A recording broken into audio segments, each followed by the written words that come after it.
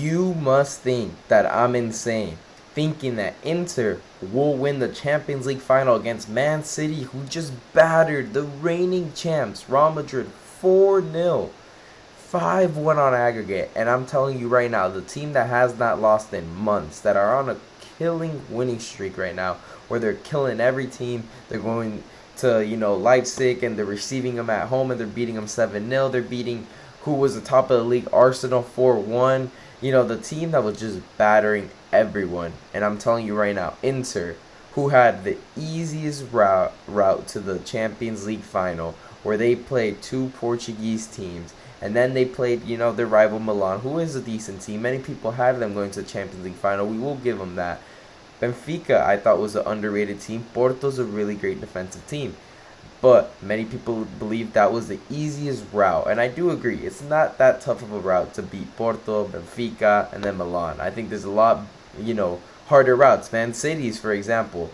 They beat Leipzig, but, Bayern. Come on, Bayern's one of the giants. Real Madrid, it doesn't get tougher when you play Real Madrid and Bayern in the same route to the Champions League final.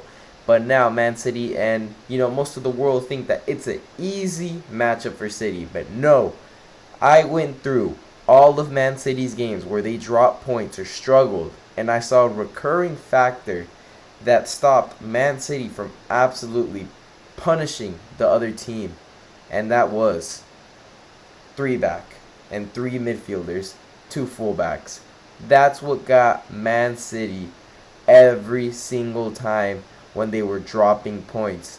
I had to go back to Tottenham, which was months ago. That was the last time this team lost. And you know what Tottenham did? They had a 3 back, they had midfielders, and that caused Man City, when they were on the attack, dominating how they usually do. Pep's play of ball, where it was tiki-taka. That's the type of style he plays, right? Well, when that center back, that's usually John Stones, goes up, that leaves spaces because we have at least one fullback as well going up, leaving the other center back, let's say Ruben Diaz, and the left back Ake, right? Those two are left vulnerable, and if a mistake happens, boom, counterattack, and they get punished. And that's exactly what Tottenham did. That's how they scored. Boom, they take 3 points off City. Another game, Everton, another counterattack. They lose the ball, and, Gray goes and hits an absolute rocket. They get a point off City. Brentford, when they beat City at City, right? They played a 3 back, the midfielders, everything. The fullbacks, they waited, and then when City, when they risked too much, they lost the ball, boom, Ivan Toney punished them. And that's exactly why I'm saying this team of Manchester City will struggle against Inter, because if you check how they play, 3 center backs, 2 fullbacks, 3 midfielders, 2 strikers. And the way they lined up against Milan, obviously you have to make some adjustments because it's a lot easier to defend against Oliver Giroud than Haaland. It's a lot easier, to contain Tonali, Krenic, I believe that's how you say it, Diaz, than it is De Bruyne, Gundogan, Rodri. You know what I'm saying? Now, Tonali played phenomenally. He was the heart and soul of that midfield. Without Tonali, that team would have not been there, because Tonali, in my opinion, he showed his class. And if I'm a big European team, I'm looking at him. If I'm Arsenal, as an Arsenal fan, I'm looking at him. But there's obviously a lot of options out there. It's looking like it's going to be Rice or Caicedo. But aside from that, what I want to say is this Inter team has what it takes to keep a clean sheet against a clean sheet. I'm telling you, a clean sheet.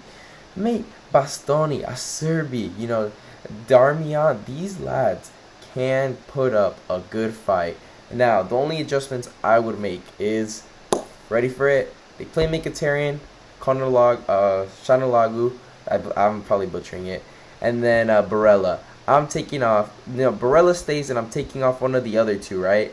And I'm putting in Brazanovic, because this lad, he's more defensive, and you want to be a little bit more defensive. Those 3 midfielders were kind of pressing a lot on Milan.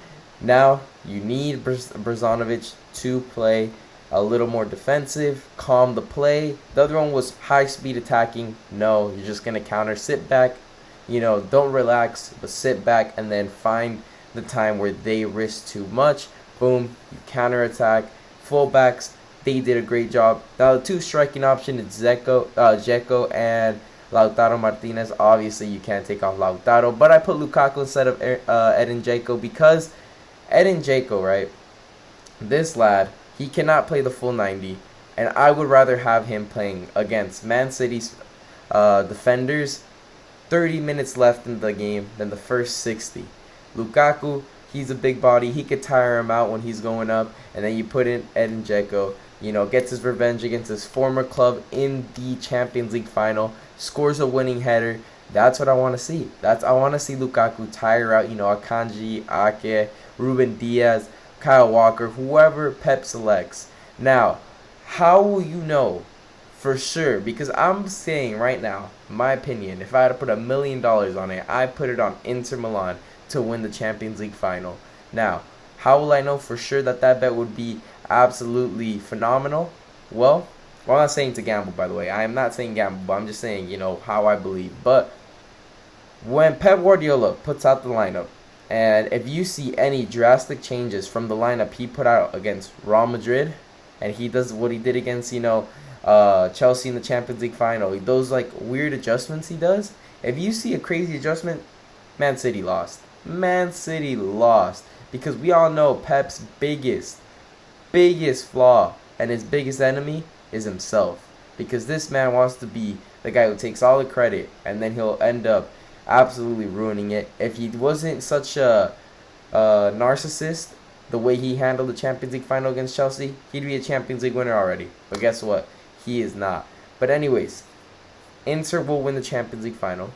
I'm telling you right now, the 5-back or the 3-back, however you might interpret the way Inter plays, will be the kryptonite for City. And we all know City are the biggest bottlers in Champions League history, and they will not be Champions League winners. I am putting it on the line, and I'm saying this, and many people are going to think I'm insane, but the way Inter plays is very similar to all the teams that had success against City played. And I don't know why teams didn't say, you know what, City struggled against 3 5-backs, with the 3 midfielders, let's just do it as well. And teams just wanted to play their way, and they want to go out, the way they've been playing all year. Talking about Arsenal, but it is what it is, I'm just saying, the FA Cup as well, semifinal, as an Arsenal fan, when we beat them in the semifinal, we played a 5-back.